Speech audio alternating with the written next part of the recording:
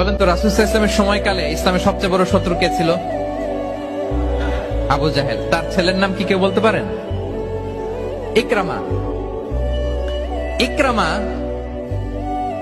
অনেক যুদ্ধে মুসলমানদের বিরুদ্ধে ছিল, মক্কা বিজয় পর্যন্ত ইসলাম ধর্ম গ্রহণ করে নাই, অনেক সাহাবাকে হত্যা করেছে। রাসূল সাল্লাল্লাহু আলাইহি ওয়াসাল্লাম যখন মক্কা বিজয় করলেন, সে ভাবলো এবার তো আমার খবর আছে। সে পালালো, পালাতে পালাতে ইয়ামান চলে গেছে। তখন এক মহিলা সাহাবী রাসূল সাল্লাল্লাহু আলাইহি ওয়াসাল্লামকে বললেন, ইয়া রাসূলুল্লাহ, আপনি যদি আমাকে অনুমতি দেন, আমি ইকরামাকে খুঁজে বের করব, আপনার কাছে নিয়ে আসবো। রাসূল সাল্লাল্লাহু আলাইহি ওয়াসাল্লাম বললেন, যাও, ইকরামাকে আমি আমান দিলাম, সিকিউরিটি দিলাম। এই মহিলা সাহাবী যে খুঁজে নিয়ে আসলো, ইকরামাকে কনভিন্স করলো।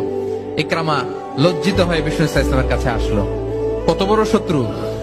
বিষ্ণু সাল্লাল্লাহু আলাইহি ওয়াসাল্লামের অনেক আত্মীয়কে হত্যা করেছে, সাহাবাদেরকে শহীদ করে দিয়েছে, আবু জাহেলের সন্তান। সে যখন লজ্জিত হয়ে উঠে চড়ে বিষ্ণু সাল্লাল্লাহু আলাইহি ওয়াসাল্লামের কাছে আসলো,